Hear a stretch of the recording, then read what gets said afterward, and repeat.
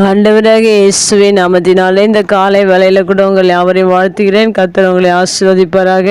இந்த நாளிலே கூட யோபு புஸ்தகம் 22ஆம் அதிகாரம் 22ஆம் வசனத்தை கூட வாசித்து தியானிக்கலாம். அவர் வாயினின்று பிறந்த வேத பிரமாணத்தை ஏற்றுக்கொண்டு அவர் வார்த்தைகளை உம்முடைய இருதயத்தில் வைத்து கொள்ள வேண்டுகிறேன். மிக அருமையான வேத வசனம். இந்த வேத வசனத்தில் கூட எலிப்பாஸ் என்கிற நண்பர் யோபுவினிடத்தில் சொல்லுகிற வார்த்தையாக இருக்கிறது. அந்த யோபு உத்தமனாய் சன்மார்க்கனாய் வாழ்ந்தபோது கூட அவர்கள் நண்பர்கள் இப்படியாக சொல்லுகிறார்கள். ஆனாலும் அவர் தேவனுக்கு பயந்து வாழ்ந்து விட்டார். ஆனாலும் இந்த நாட்களிலே நாம் இந்த வார்த்தையை வாசிக்கும்போது இன்னும் அநேக காரியங்களை தேவனிடத்தில் இந்த வார்த்தையிலிருந்து கற்றுக்கொள்ள வேண்டியதாக இருக்கிறது. ஆண்டவருடைய வார்த்தையை அவர் வாயிலிருந்து பிறந்த அந்த வார்த்தையை வேத பிரமாணத்தை நாம் ஏற்றுக்கொள்கிறவர்களாக இருக்க வேண்டும். இன்றைக்கு அநேக மனிதர்கள் வேத வசனங்களை வாசிக்கிறார்கள், கேட்கிறார்கள், ஆனால் அதை ஏற்றுக்கொள்கிற மனதுடையவர்களாக இருக்கிறார்களா என்பதில் அநேக சந்தேகங்கள் இருக்கிறது. அதை ஏற்றுக்கொள்ளும்போது தான் நம்மிடத்தில் மாற்றங்கள் உண்டாகும். அதை ஏற்றுக்கொள்ளும்போது தான் நமக்கு ஆசீர்வாதங்கள் உண்டாகும்.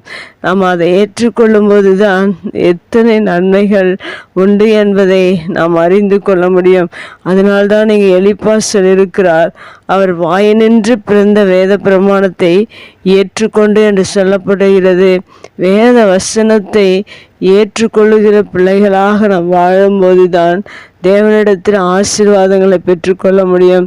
அடுத்ததாக இந்த வசனத்தில் சொல்லப்பட்டிருக்கிறது, அவர் வார்த்தைகளை உம்முடைய இருதயத்தில் வைத்து கொள்ள வேண்டுகிறேன் என்று சொல்லப்பட்டிருக்கிறது. யோபு ஆனால் இருதயத்தில் வைத்துதான் உத்தமனாய் சன்மார்க்கமாய் வாழ்ந்து இரட்டிப்பான ஆசீர்வாதங்களை பெற்றுக்கொண்டார். நமக்கும் இந்த வார்த்தை எழுதப்பட்டிருக்கிறது. தேவனுடைய வார்த்தைகளை நம்முடைய இருதயத்தில் நாம் வைத்து கொள்ளும்படியாக எலிப்பாஸ் வேண்டுகிறேன் என்று சொல்லியிருக்கிறார்.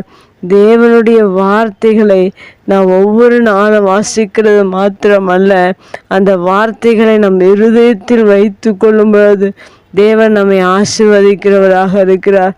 அந்த இருதயத்தில் வைத்து கொள்ளும் போது ஆவிக்குரிய வாழ்க்கையில் அநேக நன்மைகளை இந்த வேதவசனம் நமக்கு கொடுக்கிறதாக இருக்கிறது. பரிசுத்தத்திலும் தேவ கிருபையிலும் ஆவிக்குரிய வரங்களிலும் வல்லமைகளிலும் தேவன் உங்களை நிரப்புகிறவராக இருக்கிறார். அதனால் நாம் ஒவ்வொரு நாளிலும் தேவ வார்த்தைகளை ஏற்றுக்கொள்ள வேண்டும். தேவனுடைய வார்த்தைகளை இருதயத்தில் வைத்து கொள்ள வேண்டும். நாம் நடக்கும்போதும் உட்காரும் போதும் எழுந்திருக்கும் போதும் எல்லா காலத்திலும் எல்லா நேரத்திலும் கர்த்தருடைய வார்த்தையை நாம் இருதயத்தில் வைத்து கொள்கிற பிள்ளைகளாக இருக்க வேண்டும். நம்முடைய சிந்தனையில் வைத்து கொள்கிற பிள்ளைகளாக இருக்க வேண்டும். ஏனென்றால் மிகவும் ஒரு மனிதனுடைய வாழ்க்கைக்கு அத்தியாவசியமான வேத வார்த்தைகள். அந்த வார்த்தைகளை மனிதர்கள் ஏற்றுக்கொண்டு தன்னுடைய இருதயத்தில் வைத்து அதை சிந்தித்து செயல்படும்போது மெய்யாகவே ஒரு மனிதனுடைய வாழ்க்கையை அது பரிசுத்தப்படுத்துகிறதாக இருக்கிறது. இந்த வேத வார்த்தைகளை ஏற்றுக்கொள்கிற இருதயத்தில் வைக்கிற ஒவ்வொரு மனிதனுக்கும் தேவன் பல ஆசீர்வாதங்களை ஆவிக்குரிய ஆசீர்வாதங்களை வைத்திருக்கிறார். சரீர பிரகாரமும் நாம் உயர்வையும் நன்மைகளையும் பெற்று இந்த பூமியில தேவ ஆசீர்வாதங்களை நாம் உடையவர்களாக நாம் மாறுவதற்கு இந்த வேத வசனம் நமக்கு உதவி செய்கிறது. இரட்டிப்பான ஆசீர்வாதத்தை நமக்கு கொடுக்கிறது. யோபுடைய வாழ்க்கையில இரட்டிப்பான ஆசீர்வாதத்தை கர்த்தருடைய வேதம்தான் அவருக்கு கொடுத்தது. அதுபோல நம்முடைய வாழ்க்கையில கர்த்தருடைய வார்த்தையை ஏற்றுக்கொள்வோம். கர்த்தருடைய வார்த்தை இருதயத்தில் வைத்துக்கொள்வோம். கர்த்தர் நம்மை ஆசீர்வதிப்பார். கண்களை முடிச்சு வைக்கலாங்க. அன்பு தகப்பனே, இந்த வசனத்தின் பிரகாரம் உம்முடைய வார்த்தை நாங்கள் ஏற்றுக்கொண்டு உம்முடைய வார்த்தை எங்கள் இருதயத்தில் வைத்து நாங்கள் ஒவ்வொரு நாளும் வாழ நீங்களுக்கு உதவி செய்த தெய்வக்காக நன்றி செலுத்துகிறோம். இயேசுவின் நாமத்தில் ஜெபம் கேளும் நல்ல பிதாவே, ஆமேன்.